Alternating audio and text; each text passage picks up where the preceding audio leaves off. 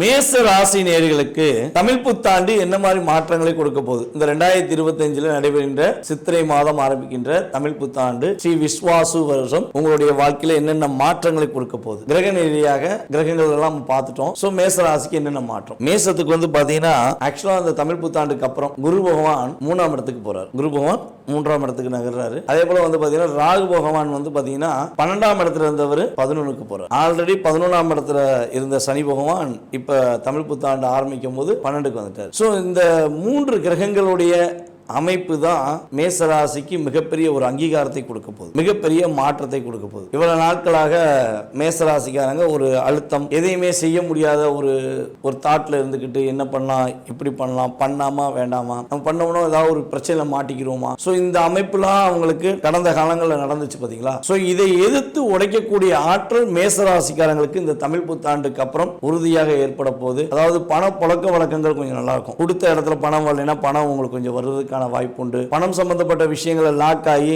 ஒரு பணமே இல்லைங்க, பணம் எனக்கு என் கையில இல்லைங்கன்னு சொன்ன ஒரு வார்த்தைகள் உங்க நிலையை மாற்றி அமைக்க போகுது. மேசராசிக்காரங்களுக்கு இந்த தமிழ் புத்தாண்டு ஆரம்பிச்ச முதல் நாளிலிருந்தே பொருளாதார விஷயங்கள்ல மிகப்பெரிய ஒரு மாற்றத்தை சந்திக்கக்கூடிய ஆற்றல் செயல்பாடு இங்க உண்டாகுதுங்க. அதே போல மேச ராசிக்காரங்க கொஞ்சம் துடிப்பா இப்ப வேலை பார்க்கலாம். இவ்வளவு நாட்களாக கொஞ்சம் வேகத்தன்மையை குறைச்சு இதை செய்ய ஒரு ஸ்லோ, அதாவது ஹை ஸ்பீட்ல போற மாதிரி போய் பலவடையும் ஸ்லோ ஆகி பின்னாடி வர வேண்டிய சூழ்நிலை இருந்துச்சு பாத்தீங்களா. அதெல்லாம் உடைச்செறிஞ்சு உங்களுடைய வேகம் கொஞ்சம் கூடும். நீங்க கொஞ்சம் வேகத்துல வேகமா செஞ்சு அதன் மூலமாக வெற்றி பெறுவதற்கான ஒரு ஆற்றல் மேசராசி என்பவர்களுக்கு ஏற்பட போகுது. அதே போல கடன் சுமையினால மாட்டிக்கிட்டு கடன்ல ரொம்ப சிக்கி தவிக்கிறேன், கடன் எனக்கு மிகப்பெரிய கடனா இருக்கு, கடனை என்னால சமாளிக்கவே முடியல அப்படின்னு சொல்லி ஃபீல் பண்ணிருந்தீங்கன்னா இந்த கடன் சுமை உங்களுக்கு உறுதியாக குறையும். கடன் இல்லாத ஒரு பொருளாதார நிலையில முன்னேற்றம் அடைஞ்சு அந்த பொருளாதார மூலமாக கடனை அடைக்கக்கூடிய சூழ்நிலையெல்லாம் உங்களுக்கு ஏற்பட போகுது. அதேபோல தாய் மாமாவுக்கும் உங்களுக்கும் உள்ள சில கருத்து வேறுபாடுகள் ஏதேனும் இருந்தாலும் அந்த கருத்து வேறுபாடுகள் விலகி இந்த வருடம் ஒரு